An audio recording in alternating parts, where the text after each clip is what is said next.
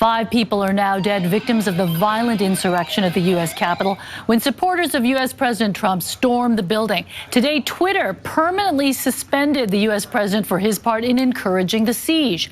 Now, as the Washington, D.C. police, FBI, and other law enforcement track down suspects, momentum is building to remove Trump from office before his term ends. Tonight, the nation is mourning slain Capitol Police Officer Brian Sicknick, who died from injuries sustained during Wednesday's violent attack on the Capitol by supporters of President Trump. The president has not acknowledged Officer Sicknick's death, but the White House releasing a statement which says in part, "Any time a member of law enforcement dies in the line of duty, it is a solemn reminder to us all that they run toward danger to maintain peace." House Speaker Nancy Pelosi ordered flags at the U.S. Capitol be flown at half-staff in Sicknick's honor. After the colossal failure by law enforcement to secure the Capitol, the House and Senate Sergeant-at-Arms resigned. Capitol Police Chief Stephen Sund says he will also step down. Some of the outrage leading to the resignations is in regard to how law enforcement allowed thousands of perpetrators who broke into the halls of Congress to just walk away rather than arresting them. Efforts are now underway to identify and arrest those who participated in the insurrection. And after whipping up the angry mob and directing them to march on the Capitol, in a new video, President Trump now condemning them. Like all Americans, I am outraged by the violence, lawlessness, and mayhem. But a growing number of lawmakers are blaming Trump for inciting the attack on an equal branch of the U.S. government. Efforts to immediately remove him from office are gaining steam. Democrats are continuing to work on an impeachment resolution, which they plan to introduce as early as Monday. The latest draft charges Trump with, quote, incitement of insurrection for, quote, willfully inciting violence against the government of the United States. This is urgent. This is emergency of the highest magnitude. The Pentagon even confirming that they have discussed the security of America's nuclear weapons with Speaker Pelosi. The outgoing president confirming what many have suspected for months, tweeting, "I will not be going to the inauguration on January 20th. One of the few things he and I have ever agreed on. It's a good thing I'm not showing up. We are getting a better look tonight at some of the people charged in Wednesday's deadly riot. Now, new video is emerging of the moment a Capitol police officer opened fire, killing one of the protesters. And a warning tonight, the video is disturbing. Tonight, video shot by a self-described civil rights activist shows the terrifying moments rioters reached the door of the Speaker's lobby leading to the House chambers. In a tense standoff, officers try to keep their cool. The crowd advances, then smashes the windows.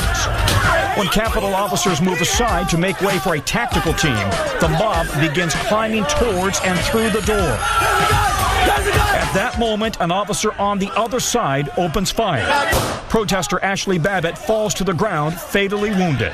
The officer who fired the gun now on administrative leave. The FBI reports dozens have now been arrested for Wednesday's rampage, including 60-year-old Richard Barnett of Arkansas, photographed in Speaker Pelosi's office, charged with illegal violent entry and stealing Pelosi's mail.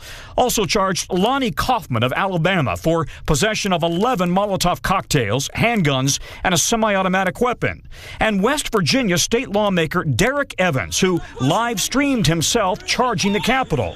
Some suspects have identified themselves as well. We're in! Josiah Colt, who climbed down from the Senate balcony, then sat in Vice President Pence's chair, says he was caught up in the moment. In a statement to KBOI-TV, he says, "My actions have brought shame upon myself, my family, my friends, and my beautiful country. I beg for forgiveness from America and from my home state of Idaho." Former Midland, Texas mayoral candidate Jenny Cudd posted her own video. We did break down the Nancy Pelosi's office door, and somebody stole her gavel. Nationwide, hundreds of federal agents are pursuing riot suspects. Among the felony charges they could face, felony rioting, federal assault and murder charges, obstruction of Congress, destruction of congressional documents, conspiracy, and insurrection. Meanwhile, in Ottawa today, Prime Minister Justin Trudeau did not mince words, assessing Wednesday's attack on the U.S. Capitol, laying the blame squarely at the feet of U.S. President Trump. What we witnessed was an assault on democracy by violent rioters, incited by the current president and other politicians. Trudeau, who's had a hot and cold relationship with Trump for the last 4 years, told reporters that it's important for world leaders to understand their words have consequences. Meanwhile, the image of the United States as a strong democracy has crumbled this week in the eyes of some, at least. Now, the implications of the unprecedented siege on the U.S. Capitol are reverberating right around the globe. We took the building. They couldn't stop us. Yeah, we stopped them! Images that shocked the world have quickly become propaganda for America's enemies. Iran's president describing America as weak and fragile. A senior Russian foreign ministry spokeswoman claiming the US does not meet democratic standards. While a spokesman for China's foreign ministry claiming this week's events in Washington justifies Beijing's suppression of free speech in Hong Kong, where pro-democracy demonstrators have clashed with police. America, the Chinese official said, condemns extremists in Washington. But what words did they use to describe the violent protests in Hong Kong? They said it was a beautiful sight. While Brazil's president, a close ally of President Trump, leveraging Trump's unproven claims of election fraud to warn the same could happen to his next election, saying, "We're not going to allow that." But many of President Trump's global friends now openly criticizing him. Insofar as he encouraged people to storm the Capitol, and insofar as the president consistently has cast doubt on the outcome of a free and fair election, I believe that was completely wrong. But no doubt, these images have dealt a blow to America's global leadership. Keir Simmons, NBC News, London. Some new doubt is being cast over the future of the Tokyo Olympics set to take place in 6 months. Plus, good news.